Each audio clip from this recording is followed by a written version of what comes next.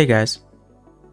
So recently while playing Albion, I found myself just waiting for the September 17th patch that will come bundled with the start of Season 17. This update will make doing Stalker Corrupted Dungeons and Corrupted Dungeons in general a lot faster, supposedly giving you many more fights per hour and thus meaning more rewarding content. And something that happens to me whenever SBI announces a new and improved feature to an already existing element of the game, such as Corrupted Dungeons, I always have a hard time getting myself to engage with that content until the new update releases, because I know that the content will become considerably better after the update, and doing it right now is somehow inferior to just doing that content until the update drops. Well, with that being said, I have definitely not been playing as much Corrupted Dungeons as of late, and doing other random things in Albion in search of interesting and lesser known ways for players to make money, and thus I bring you today's video. A silver making method for players who enjoy gathering.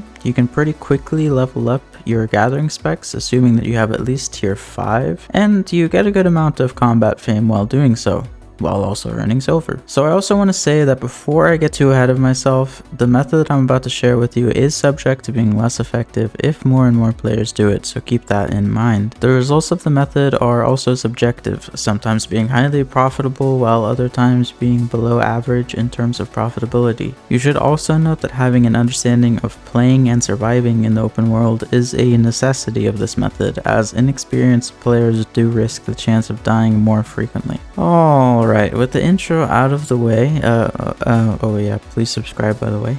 The method for making silver that I want to share with you guys today is faction flagging, preferably as Carleon, because they have access to red zones right outside the gate, and yeah, just do open world activities. And this may sound so simple that you might be amazed that I even bothered to make a video about it, but there are some nuances and tips that I can give to make the experience more rewarding if you decide to try this for yourself. Now let's go over the pros and cons of this method first. So for the pros, you can earn a considerable amount of gathering spec in any gathering profession you'd like to level. You will get a lot of fame towards a weapon or armor tree that you'd like to level as well. You'll earn passive income from the weekly faction bonus payout, and you can engage in PvP somewhat safely if you're not too comfortable with PvP yet. So for the cons, you do run the risk of dying because this is in full loot zones. It can end up being not super profitable if a lot of other players do it, as I mentioned earlier, and it is subject to a certain amount of getting unlucky. So yeah, I'm gonna try to explain to you guys how you can avoid being unlucky, but yeah, that's to come. Alright, so I'm going to be running background footage of me doing this method for 30-minute intervals, as I found that to be the most beneficial way of going about this method, and I'll explain a little bit more about that in just a little bit. Alright, now first off, you may be asking, what gear should you use to do this method? And I would recommend any gear that really anyone else would recommend for playing in the open world. So builds using weapons like the Bloodletter, Battle Bracers, One-Handed Spear, Warbow, and Bear Paws would be builds that I would recommend most for this method, but any weapon that has great mobility will also work with this method. I will be using the One-Handed Spear as it is the weapon that I have the highest spec in and that I'm most comfortable using.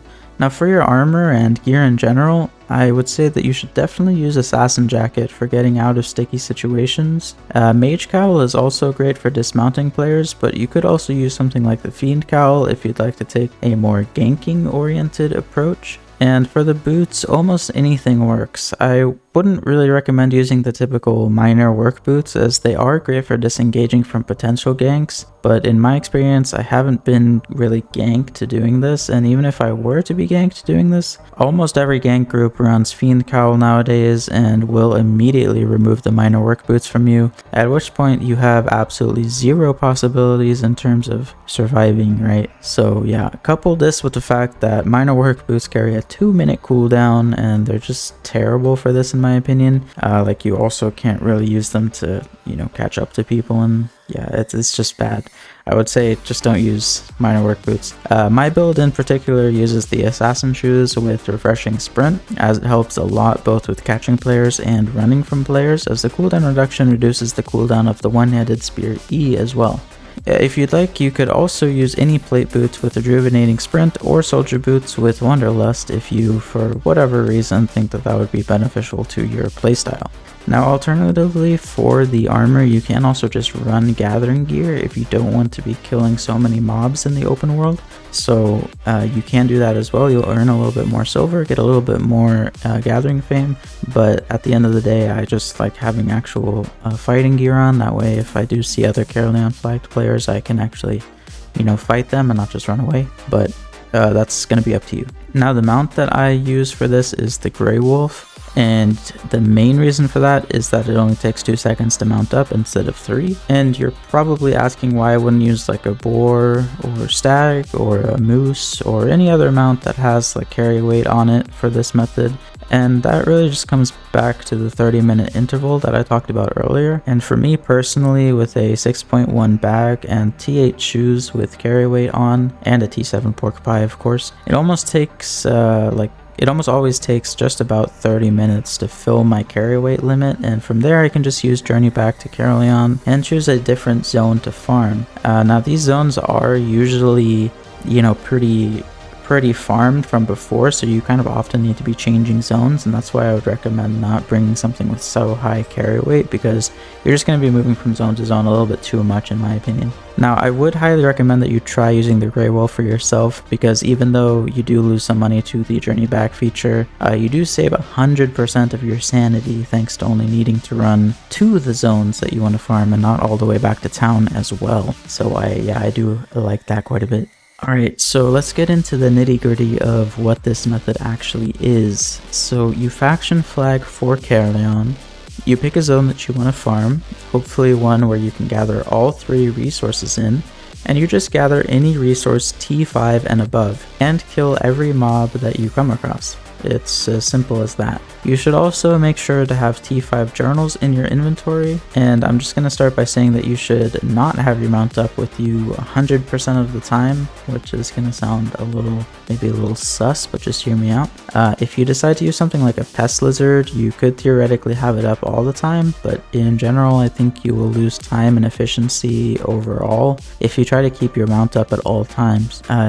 Now, doing this method, you should be finding enough gathering nodes and mobs close enough together that using your mount to get to them is kind of trivial at best, and the extra safety that it provides is kind of negligible, because if you're farming PvE mobs, you might get bleeds or other effects that make it difficult for you to mount up anyway. So just keep yourself dismounted for the most part, at least in my opinion.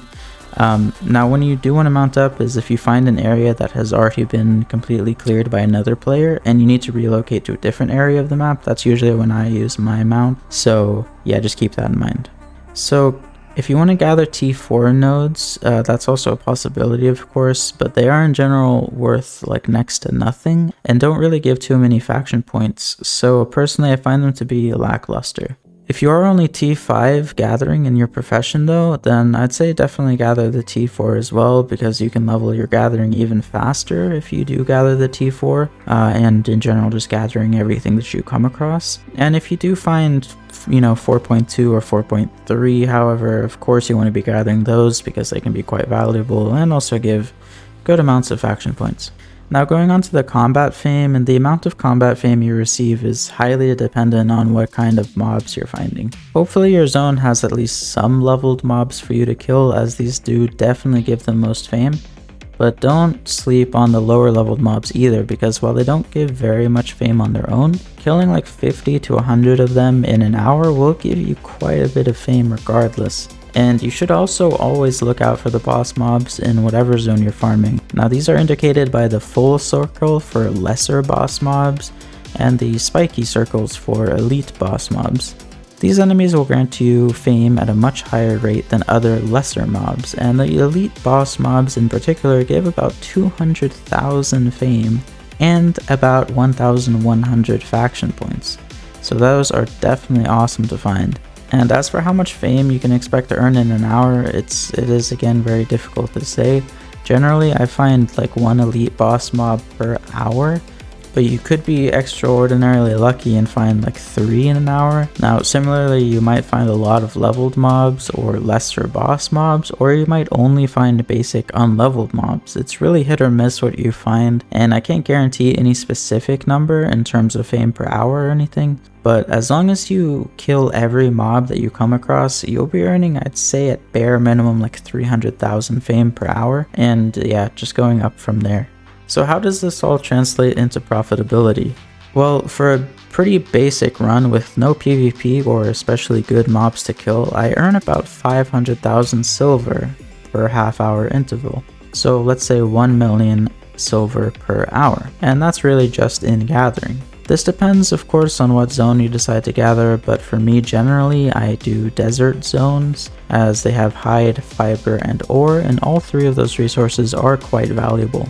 So if you don't have gathering spec and you want to try this for yourself, I would recommend leveling those 3 professions, but of course you also earn faction points for your faction while doing this, and the amount of faction points you earn per hour is also subject to the amount of boss mobs you find per hour.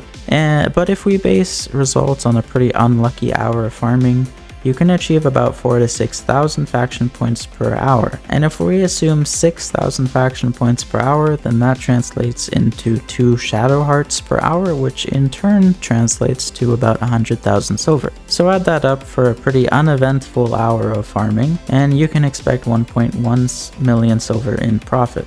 But take into consideration that I do have T8 gathering in every gathering profession, so obviously I do gather quite fast, meaning that my profits will be probably higher than yours if you don't have as high gathering. But if you really grind it out, I'd imagine gathering with this method would level your gathering quite fast.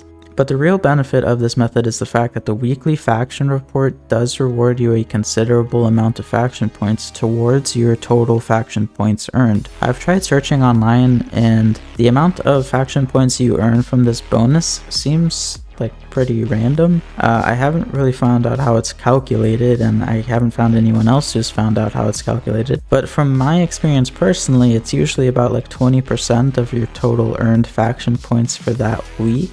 But this reward also rolls over into the next week, meaning that if you consistently stick with this method, you will earn more and more faction points as a bonus every week. Most gatherers that I've spoken to have acknowledged that mass gathering T5 resources in the Black Zone is one of the, well, being the most brain dead, it's also one of the most profitable ways of gathering, as even though every node is worth like pennies compared to higher tier resources, the amount that you're able to gather and the low interest from gankers to kill gatherers in those zones make it a much safer endeavor, and ultimately can end up earning millions of silver. So I decided to just translate that ideology to the red zone, and this is the best that I've come up with. So all this information might be going over your head, or you might be sitting in there watching this video and thinking that 1.1 million silver really isn't that much for someone with like T8 gathering in all professions, so why should I even bother? Well,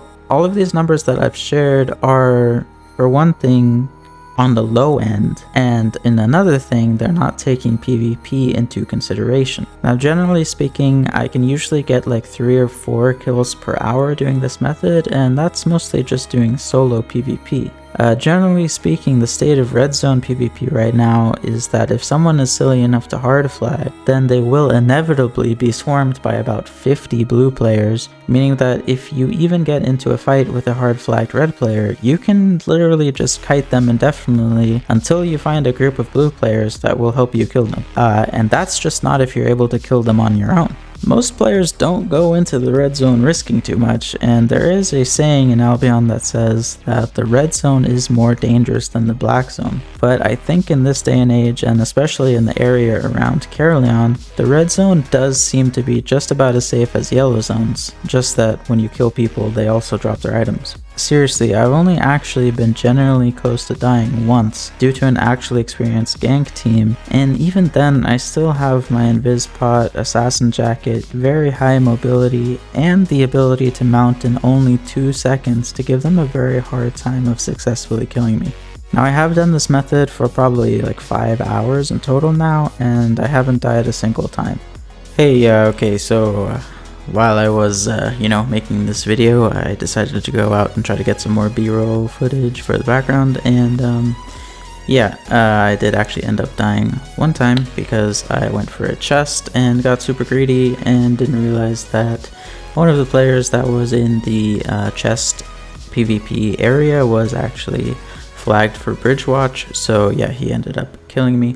But yeah, that was definitely like a big mistake on my end, and as long as you don't, you know, I mean, you shouldn't really even go for the chests anyway because they're not really worth anything. But I figured I'd try to see what it was like. So just a little correction there that I have actually died one time, but yeah, this is pretty safe, just so you know. Obviously, that is due to a lot of experience playing in the open world, but similar results could be made if you just work on improving your gameplay. With all that being said, if this method does get more popular, more ganking parties will come to the red zones looking for players doing this. So try this method at your own risk, of course, as it is done in full loot PvP zones. Yeah, okay, that's the video, guys. I hope you enjoyed it and learned something new. If you did enjoy this video, please subscribe. I do find this method of earning silver to be pretty enjoyable, even though it can get monotonous at times. And that's another good reason for only going out for 30-minute intervals. Whenever you find an elite boss mob, you do get a rush of excitement that I can only describe as being similar to getting like a rare drop in RuneScape or something like that, so try it out for yourselves. If you have any questions, feel free to leave a comment as I respond to pretty much every single one, and yeah. Thanks for watching this video, guys. Thanks for the support over the past uploads, it's been huge and I'm very grateful. Alright, have a good one.